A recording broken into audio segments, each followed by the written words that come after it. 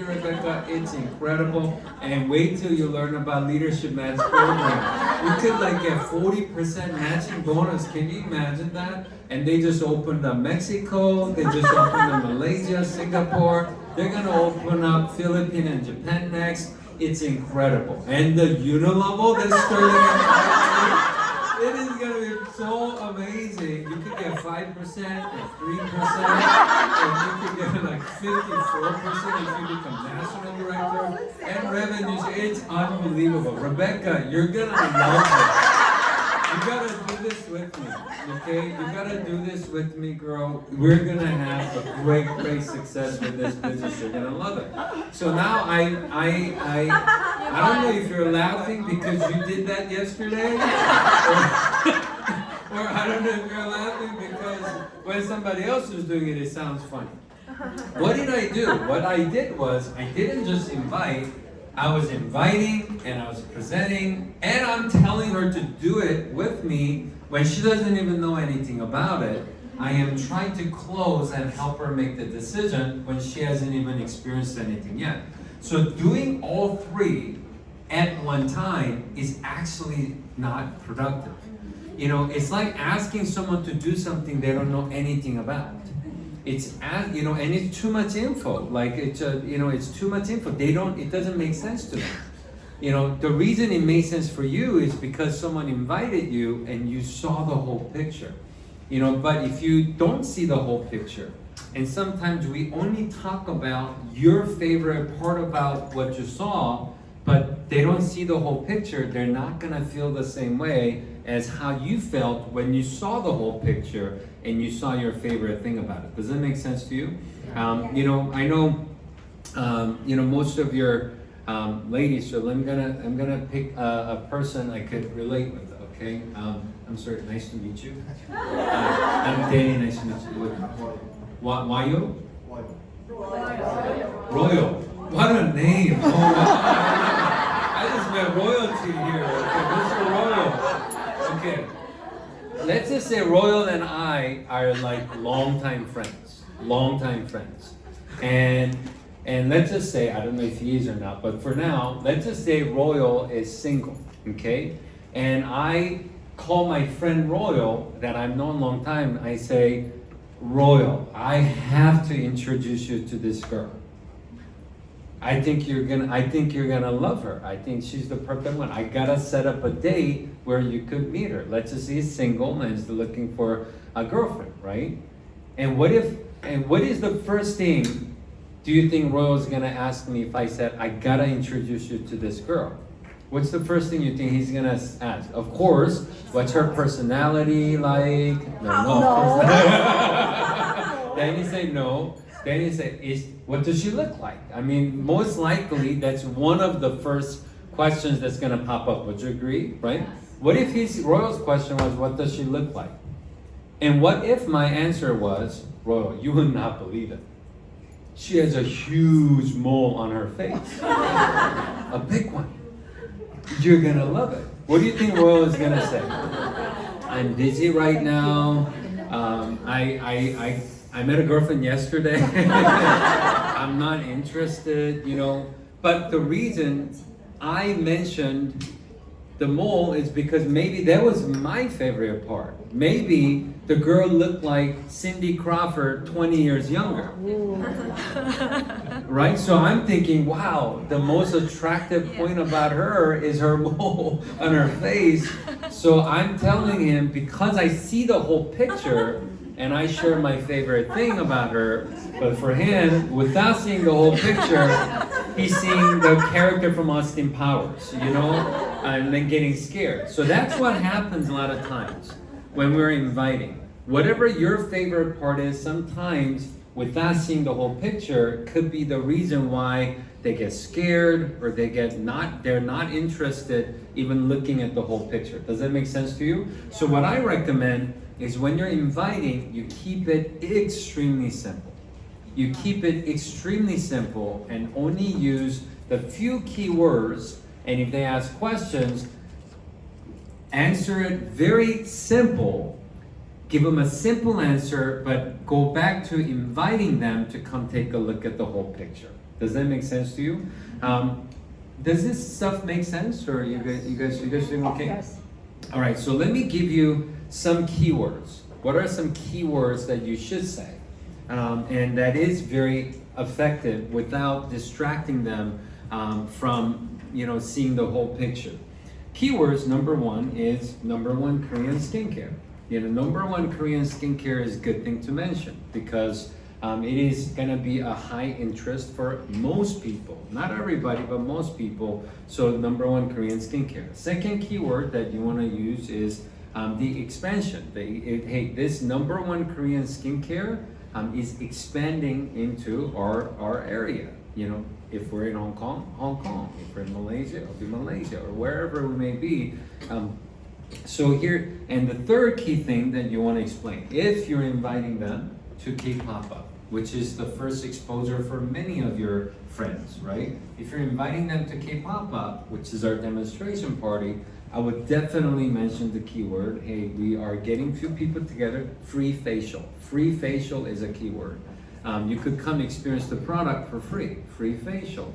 So, and as you mentioned, if you're inviting them to a presentation or a K-Pop-Up, you definitely do want to mention that there will be a brief explanation about the distribution opportunity because this is new coming into our area, okay? Why? Because you don't want them to just invite them to a free facial and have them sit through a presentation. You want them to know that there will be explanation about distribution opportunity. That way, they're not surprised when someone starts explaining the opportunity. Does that make sense to you? So if I'm inviting my friend Elaine, this is how I would do it. I would contact Elaine and go, Elaine, hey, I just partnered with this company. They're actually bringing the number one Korean skincare products from Korea to here in Hong Kong. And I got very lucky. And because they're just expanding here, we're actually inviting some close friends and contacts over to my house or my office or wherever the location may be. We're inviting some of our close contacts to actually come try our product. You could actually experience the product for free and get a free facial. And because it's a new, it's new to our area, there actually is a distribution opportunity attached to these products, and they're going to briefly explain that too. And now this is invitation only, but because I'm connected with them, I could invite you. I would love to, invite you, and you give them the time and location. At this location, at this time, I would love to give you invitation. I'll be there, we'll go together, and we'll have some fun. You're gonna love it. Now that's a very simple invitation. Would you agree with that? And maybe you haven't tried it that way, but once you get familiar inviting that way, you're gonna get very comfortable. It's like learning a language, you're gonna get very comfortable inviting that way. And there isn't an inviting approach. There isn't an inviting script that works on 100% of the people because they have to be the right people to want to come look at it. Does that make sense? So, but however, an approach, very mild and professional approach like this is gonna give you the highest overall average percentage in success as you're inviting people to come take a look at your opportunity. Does that make sense to you? So, and you want it to be your language. So you want to, instead of doing it differently every time, find the rhythm of how you invite people. If you hear me invite people to a presentation, if I invite 30 people, it sounds the same. If you hear me talk 100 times, it's gonna sound the same because I gotten to get very comfortable inviting certain way, and my percentage, my odds of their response being positive and coming is the highest when I invite them. Does that make sense to you? And that's what you want to start practicing. And once you get familiar with it, it's just a matter of doing more and more. Okay. And as you're inviting, there are in the conversation, you want to make it a little exclusive. Exclusive meaning that's why you said, hey, because I'm connected with them, it's invitation only, but I could invite you. It's true, right? If it's your K-pop-up or if it's an event that your team is hosting, only reason they're being invited and you can invite them is because you're part of the organization and because you have access to being able to invite them. We don't run advertising on billboards and newspapers or on Facebook ad inviting people. They're being invited because you are connected with the organization and you have the power to give them invitation. You should mention that. It makes the event itself more exclusive, more private, where people want to be part of. It's not just open to everybody. Does that make sense to you? So using those keywords to help them feel more exclusive and special about being invited is always going to help you to get them interested in coming to take a look at it. Versus not being exclusive is you could say, anytime you want, we could schedule it. We have one going on every day, 365 days a year, so you could choose whenever you want it to come. That's not exclusive. No one wants to go somewhere it's available all the time. Everybody wants to go to a special place and everybody wants to feel special about being part of a special event and special exclusive occasions, and you want to create that opportunity as you're invited, okay? I would create some urgency. Sometimes people are like, oh, I'm so busy this week.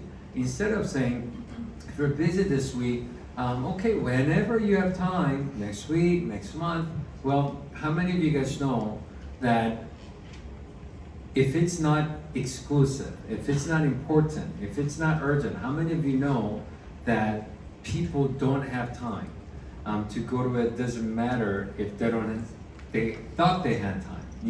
Whatever is important will always replace their schedule. So if you schedule things out for like 30 days from now, 45 days from now, most likely it's kind of telling them that it's not that important. It's always available. So what happens is, if someone says, hey, can you do dinner? They will cancel on you to go to that dinner because it's available anytime. Does that make sense to you? So you don't want to schedule things out way in advance. It is having some urgency to try to invite them to a presentation or K-pop-up within the next couple days or maybe next few days, within a maximum of next maybe week to few days is much better. If someone said, I'm on vacation this whole month, I would not confirm a schedule with them for a month and a half from now. I would say, hey, leave some time open when you're about to come back. I don't know what I could schedule at the time. Let's chat a few days prior and let's confirm something. Does that make sense to you? So you don't want to set up appointments where it is the first item on the list for them to cancel. And you could do that by creating some urgency and making it a little more exclusive as you're inviting for your event. I want you to be proud of your presentation and your K-pop-up. It's your event. Every event that you're hosting, every event you're inviting to, it is a very, very important part of your business. And once you start looking at it that way, they will start feeling that and they will appreciate it the same way. And that's how they will be here also early, or here or your house or wherever you're doing it. They will be here early, they will dress more professional, they will come with an open mind. You want them to come with open mind. Sometimes, a guest comes, you could straight up tell that somebody dragged them. Like they usually have their arms crossed, their legs are crossed, their eyes are crossed, their eyes crossed, and they have a whole attitude like looking at you like, okay, show me what you got. I got 5 minutes, and they keep looking at the watch. You don't want to invite people that way. You want them to come open-minded, feel good that I have an opportunity to be invited here and come take a look at this and actually receive that information. Does that make sense to you? Now, what if they ask questions? I invite them to a K-pop-up. I invite them to a presentation, and they ask questions. What is the number one most common question you think you're gonna get? What is it? What is it? You invite your friend. I called Sonia. I said, number one Korean skincare, expanding in Hong Kong. We're getting some close friends together, and you could come experience the product and get free facial. They're gonna have a distribution opportunity explanation briefly. You're gonna love it. I'm gonna introduce you to some really good people next week, Tuesday, 7 p.m. Are you available? And I had that conversation. What if Sonia says, but I wanna know more, like what is it? What do you think is the best answer? Well, Unilevel starts at 5%, go down to 3%. No, of course not. You don't want to start presenting just because they ask the question, what is it? The best way to answer what is it question is to keep it simple. If Sonia asks me what is it, here's what I will say. That's exactly why I am inviting you to, on a get together. That way you could learn all about it and actually experience the number one Korean skincare products. I will refer back to the keywords so you could experience number one Korean skincare products that is just expanding in the area. And the reason we're being invited is so you could try the product, but also to see it may or may not be for you, but to see if maybe there is a good fit, for you to participate and take advantage of the distribution opportunity, since this is a big deal of number one Korean skincare launching in Hong Kong area. So pretty much I would, outside of that, I would refer back to going back to inviting them to come experience the full picture instead of talking about the whole. Does that make sense to you?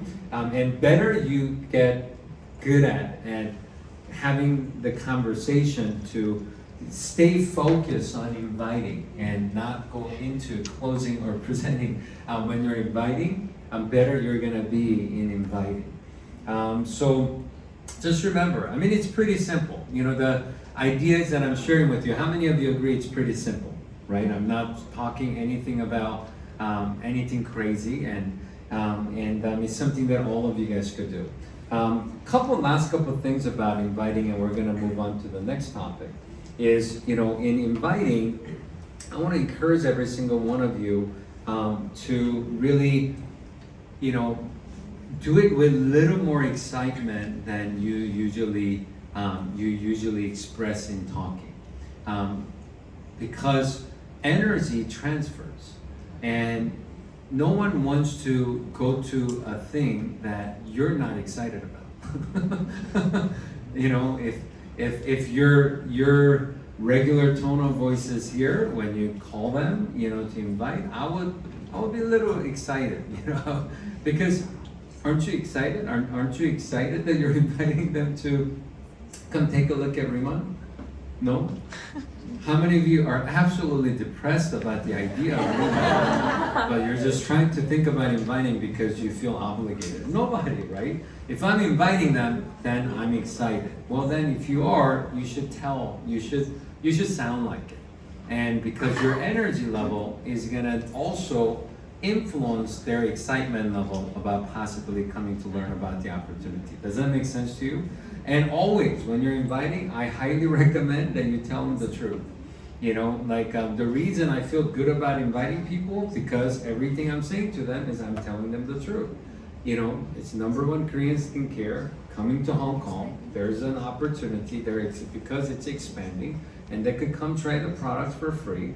And there's gonna be a brief explanation about the distribution opportunity attached to it. It may or may not be for them. But maybe there is a good fit, and you want to introduce them to some good people. That's it. Anything you're telling them is true, and you're telling them the truth, and that's why you should have right posture. You shouldn't be timid. You shouldn't beg them. You shouldn't feel uncomfortable. Just know that you're telling them the truth and having conversation. You're not tricking them into something. I believe that in doing this business, you should always feel good about what you're doing. You don't trick people into doing it. Don't tell them, hey, let's go have dinner and bring them to K-Papa. We've done it. We've all done it. Of course, we've done it before we've learned it.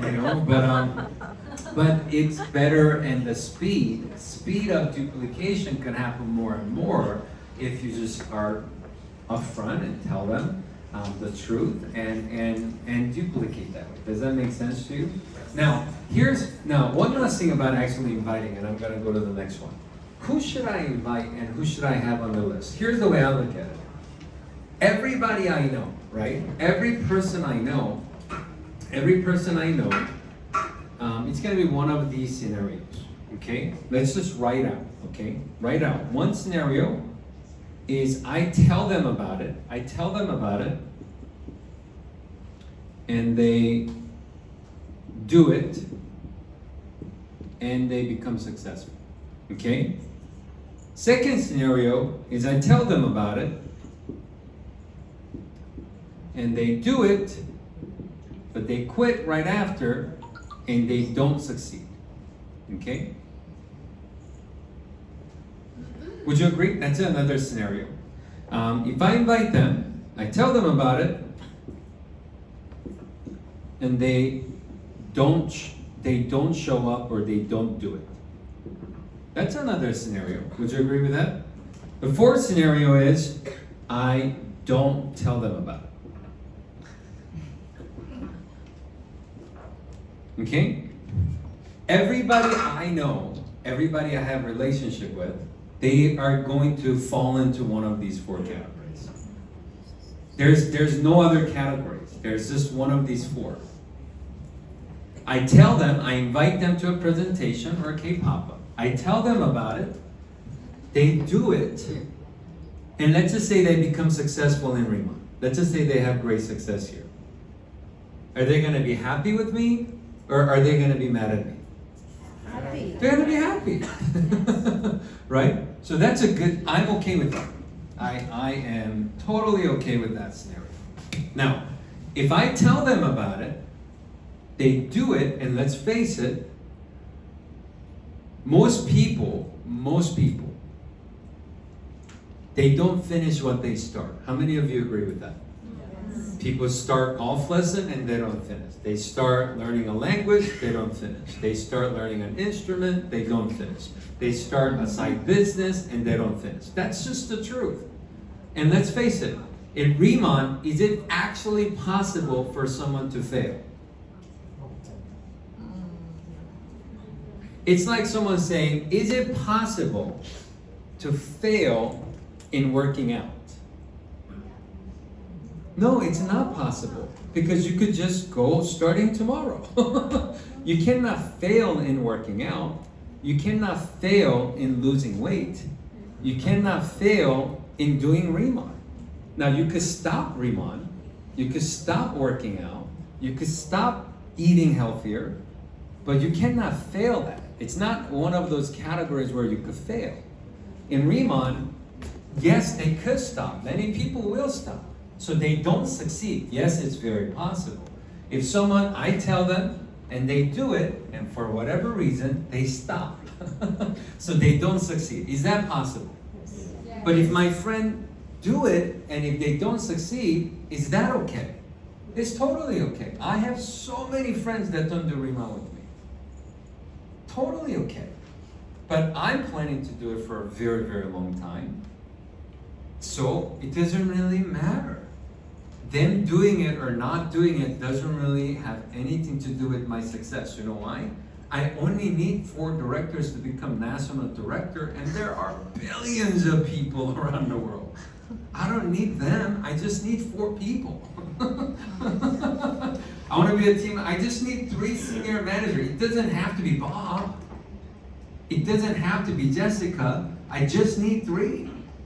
So it doesn't matter who, I just need 3, and I will find 3 because so many people want this. Over time, I will find them. So it doesn't matter to me. Does it matter to them? It doesn't matter. If someone, I tell them, and they do this, and let's just say they don't succeed because they stop. What happens to their life? Nothing changed. I mean, let's just say they went aggressive and bought some packages, like they bought thousands of dollars worth of our products. Okay, all right, they spent money, But now they got the best skincare products sitting at home that they could use, and they're gonna look better, they're gonna feel younger, they're gonna get compliments. So worst case scenario of me telling someone and they do it and they stop and they don't succeed, worst case scenario is they look better, they look younger, and their life don't change. That's the worst case scenario. Some are like, oh man, what if I lose friends? Why would you lose friends doing this? Like, why would you lose friends? Like, I just tell them, like, I tell my friend all the time, if someone doesn't do it, I just tell them, like, hey, I am sharing this because I'm excited about it. You doing it or not doing it, we are friends long before this business showed up. Yeah. You doing it or not doing it have nothing to do with our friendship. I want to do it together because I like it, I'm going to do it, and I want you to win with me, but if you don't, it has nothing to do with what I do. But however, just like, you know, like I have a friend, as an example, Tony Eppolito, he's an Italian friend. When I first started in the industry, you know, he's a bartender at the time. At the time he was a bartender. And I told my friend, I said, hey, and he wasn't interested. I invited a few times, he didn't come to a presentation. He didn't come. But still my friend. And here's what I said, hey, Tony, it's totally okay with me that you don't do this. But Tony, you know, I don't work at your bar. But if someone asks me what's the hottest bar in Las Vegas and where they should go, I'm gonna tell them to go to your bar because you're my friend. I don't work there. I don't plan to work there. But you're my friend and I'll support you whatever you do. So you don't have to do this with me. However, I want you to do the same for me because I'm your friend. I don't want you to look at this as a company. I want you to look at this is your friend's deal. I am excited about this, so anytime, you don't have to be involved, but anytime someone asks you anything about what I'm doing, do me a favor and just support me as a friend. All I ask is, if they ask, hey, what is that Riemann about? What is Danny doing? I just tell them the truth. I don't know much about it, but I know Danny's excited, and I know he said it's a really, really great thing, and you know, it's awesome. And that's it. That's all I ask you to do. And that's exactly what he did, and that's why he never was involved, but he's always my friend. Do you get what I'm saying? I have a lot of friends that don't do Riemann. It's fine. But you don't need to lose any friends over this business, and you shouldn't. You should make more friends by doing the business, not lose. But sometimes you gotta have that conversation. Sometimes you have to have a conversation because I invite Danny, and if Danny come do it and doesn't continue, or Danny doesn't come, she feels like she has to justify why she's quitting, or why she has to justify why she's not doing it anymore. So naturally, not intentionally, but naturally, sometimes they start talking bad about it. Because one is they want to justify, two is I don't do it, so I don't want anybody else to be successful because it's gonna make me look bad. So sometimes you just gotta have a conversation. Hey, Danny, it's totally fine that you're not involved, but Danny, you know, we're friends. Whatever you do, even if I'm not involved, I will always support if someone asks me about it, and I just expect you to do the same for me. Is that fair? And if you could just have that conversation with your friends, regardless of if they don't show up, if they do it and stop, there's no reason to ever lose any relationship over doing it. Does that make sense to you? You guys agree with that? Okay. Now, if you had that conversation and they still talk bad about you, then you're just confused. They're not your friends. I mean, you had a real conversation like that, and they're still talking behind your back. They ain't your friend. Okay. So that's a different conversation. Okay. So tell them they do it and they don't continue and they don't succeed. I am totally okay with that. And my friends are totally okay with that. Does that make sense to you? Yes. Now, the third scenario is I tell them and they don't do it. Just like Tony. I am totally okay with that. And you just gotta tell them, hey, support me because we're friends. I support you. You don't have to be involved. And here's what's crazy. You know, I've been with Riemann 3 years now, next month. But prior, I was with one business for 17 years. And in that 17 years, because I'm doing it for a long time, I'm not planning to do anything else, guess what happened? No right now doesn't mean no, it just means not right now. I have some friends that got involved 2 years later. I got some friends that got involved 5 years later. I had some friends that got involved 10 years later. They're very successful in real estate, very successful, economy change, recession happened, market change, they're looking for something. Things like that happen all the time. Some people are in financial business and they were doing incredible, had huge portfolio. When the recession happened, when the financial crisis came, they were looking for something. Happens all the time. You know, they aged, they got retired, they were let go, and they have more time. Happens all the time. They were busy with kids, but now kids are all grown. They were looking for something to do. It happens all the time. So if you are planning to do this for a long time, who cares if they do it now or next year? So don't be mad.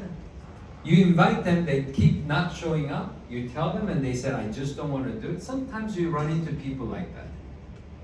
Like sometimes you talk to your friend and say, hey, come check this out. #1 Korean skincare, free facial. They're like, no, I've been using Dove my whole life. I love Dove so much. My dog's name is Dove. I named it after Dove. I plan to die using Dove. I don't want to use anything else. Like some people are just weird, you know. Like, but it's okay. Who cares? Just be nice. You don't have to be mad at them, and they don't have to be mad at you.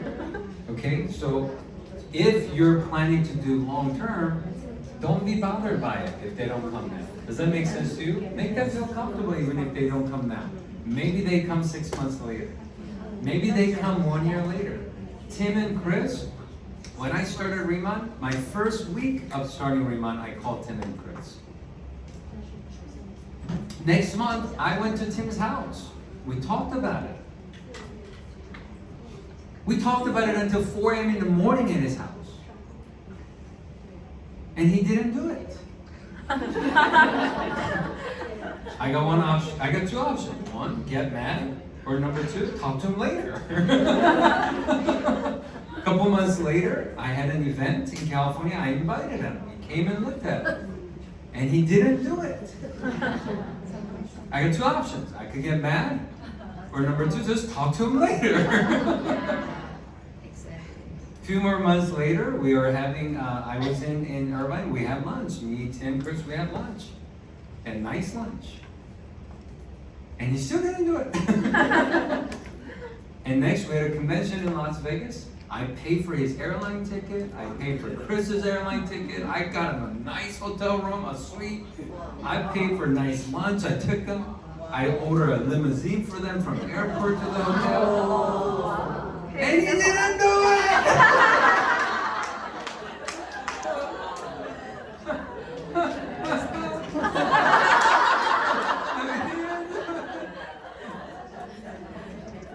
But 11 months after I first talked to him is when he saw me grow, he saw Riemann doing well, and he's like, man, I'm gonna regret forever if I don't do this. And boom, he came 11 months later. Who cares? How many of you rather have him come 11 months later rather than be upset and not be friends anymore because they didn't come first month? If I'm planning to do it a long time, it doesn't matter when they come. I don't care if they come 5 years from now. So, this is okay. It's okay for you and it's okay for them. Does that make sense? Now, only scenario that's not okay is this one. And let me explain why. Me and Debbie, let's just say we grew up together. We're friends. Childhood friend. And I got started in Riemann. I told everybody, I got a big team. I became national director. I got national directors in my team. And Debbie is my childhood friend. And I never invited her. And I'm a national director. My life changed. I became a multi-millionaire. And I help other people to become multi-millionaire. But my childhood friend, Debbie, I never invited her. How do you think she's gonna feel? She's like, hold on, I'm confused here. You don't know Danny, you don't know Elaine, they were strangers, you invite them, you help them, how come you never told me? What's wrong with me? You don't think I could do this? Like, you don't think I have what it takes? Like, you don't like me? I thought we were friends. Like, this is the only scenario. This is the only scenario that's bad. This I'm okay with. This I'm okay with. This I'm okay with. Because at least it was their choice. If I keep inviting, they don't come and they don't do it. When I grow, they don't blame me. You know, they're gonna go, man, I should. They will always tell you, oh man, I should have done it with you. Oh man, I should have done it when you first told me about it. They will tell you. They will remind you. But it's not your fault. You didn't. They're not gonna be mad at you. But this, you know, they may be mad at you. So I recommend you invite everybody. At least give them. We're not trying to sign them up. I don't care. I don't care about them signing up. I don't care about them joining. I care about at least I invite everybody. Let them make their decision. It doesn't matter. Whatever their decision is, let them make their decision. And it doesn't matter. Does that make sense to you? So I highly recommend that you guys make lists and invite everybody. And this is the reason why we invite everybody. Now let's next talk about the next portion after inviting. Well, we have presentations.